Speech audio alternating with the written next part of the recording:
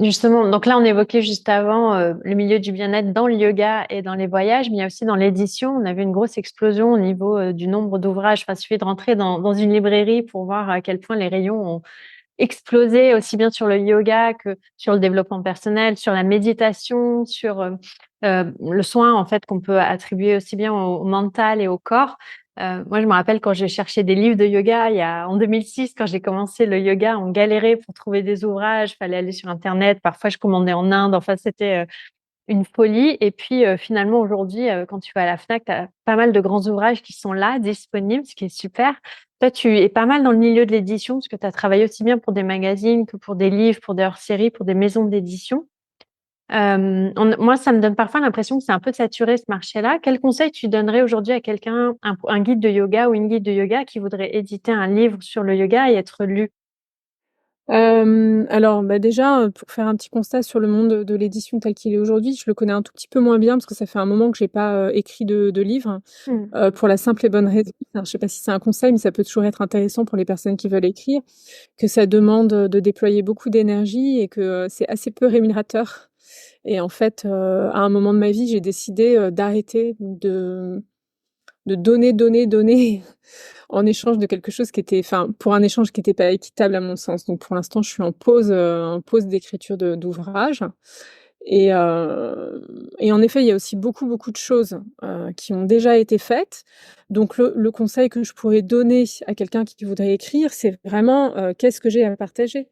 Quel est mon point de vue? Qu'est-ce que j'ai à offrir au monde Mm. j'allais dire d'original, parce qu'on a tous et toutes quelque chose en fait qui est spécifique, qui est unique.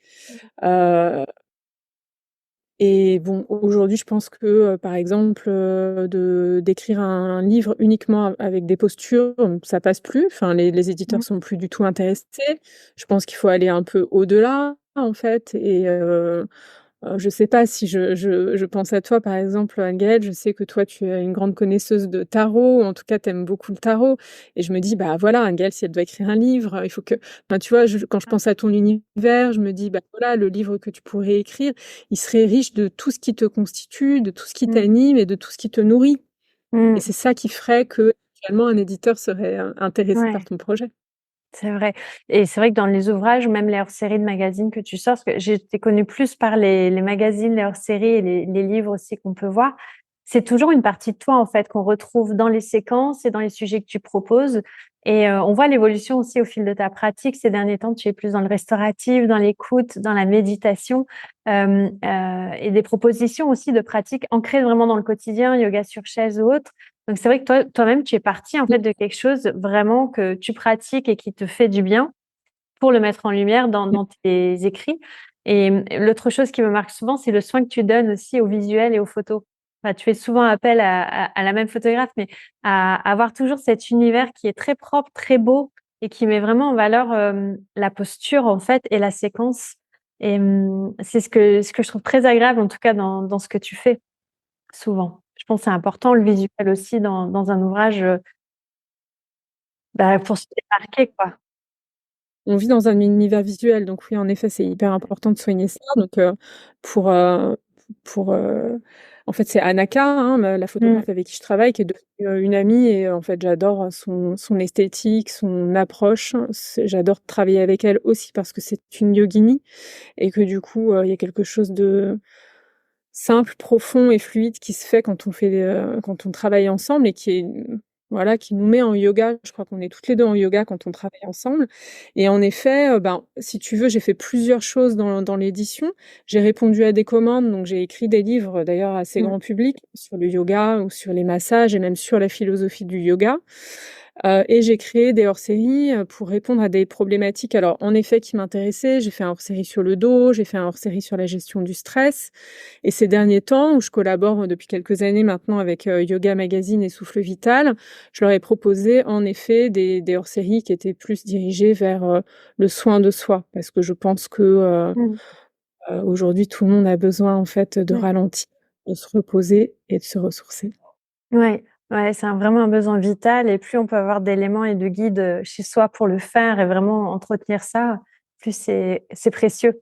C'est précieux parce que comme on l'évoquait juste avant l'interview, on est souvent précipité aujourd'hui dans notre société. On veut que tout aille vite, on veut avancer. Souvent, on n'a pas de recul, on n'a pas le temps de respirer ou on prend pas le temps de respirer. Et avoir des pauses dans la journée, avoir la possibilité vraiment de faire un pas de côté, comme je dis souvent, c'est très précieux, en fait. Et dans tes écrits, on le ressent, c'est vrai. C'est joli ce que tu dis d'être en yoga avec la photographe aussi pendant la session. Parce que moi, je me rappelle quand on avait fait, on avait pris les photos par rapport on avait fait 2 séquences ensemble. J'avais été faire le shooting photo à Paris. C'est vrai que tu te retrouves à pratiquer finalement devant l'œil de quelqu'un et c'est toujours, ça doit être chouette aussi de pouvoir avoir un regard sur toi qui comprend et qui ressent en même temps, donc qui peut te renvoyer. Ça doit être quelque chose d'assez puissant de le faire. Mmh. Tu veux rajouter quelque chose? Non, je voulais rajouter, non, c'était en rapport avec la photographie et aussi Mmh. dire que, c'est pas parce que moi je suis en effet dans l'enseignement plutôt aujourd'hui du yin, du nidra et du yoga restauratif, mais pour autant je suis aussi une pratiquante de yoga, de hatha yoga en l'occurrence et le mouvement est aussi important, hein. C'est voilà, Mmh. c'est pas du tout une critique, Bien sûr. des pratiques de mouvement.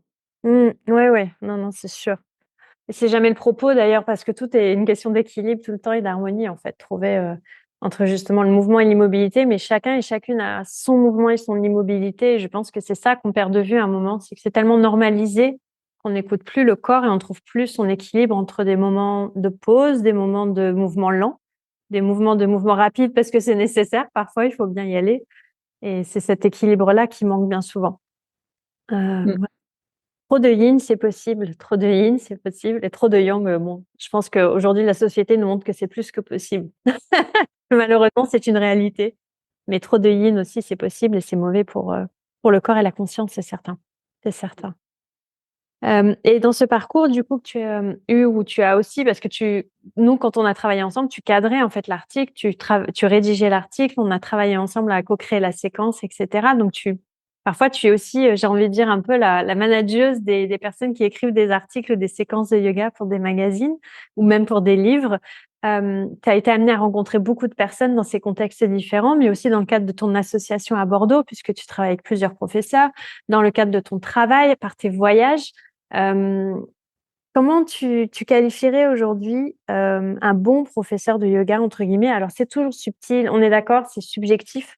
L'idée c'est pas de peindre le portrait de la personne idéale, mais avec justement cette évolution dans le milieu du yoga et comme tu l'évoquais juste avant aussi pendant le Covid, il y a eu cette explosion où il y a beaucoup de personnes qui se sont formées pour transmettre le yoga et parfois ça crée quand même j'aime bien l'image d'embouteillage que tu nommais, mais voilà le fait que on se retrouve à être nombreuses et nombreux à proposer la pratique. Euh, Lorsque tu rencontres un ou une guide, en fait, qu'est-ce qui te touche chez ces personnes-là? Qu'est-ce qui démarque un guide de yoga d'un autre, en fait, à ton avis? Ce qui est important pour moi, c'est vraiment les valeurs, humaines, que le guide de yoga va manifester. Je sais que, par exemple, dans les personnes qui enseignent, dans l'association, que j'ai créée à Bordeaux, ce qui me touche beaucoup, c'est que, elles sont, enfin, toutes sont de belles personnes et elles ont, toutes, beaucoup de l'humilité et de la bienveillance, en fait. Et Mmh. ça, c'est vraiment des valeurs qui me voilà, j'ai a priori pas de professeurs dans mon équipe qui ont un ego surdimensionné, parce que ça arrive un petit peu dans le milieu du yoga et je trouve ça toujours un peu regrettable parce qu'en fait, on est quand même tous en chemin et que même à un moment, si on est enseignant, il y a toujours en fait on a toujours chacun, chacune un travail personnel à faire sur soi.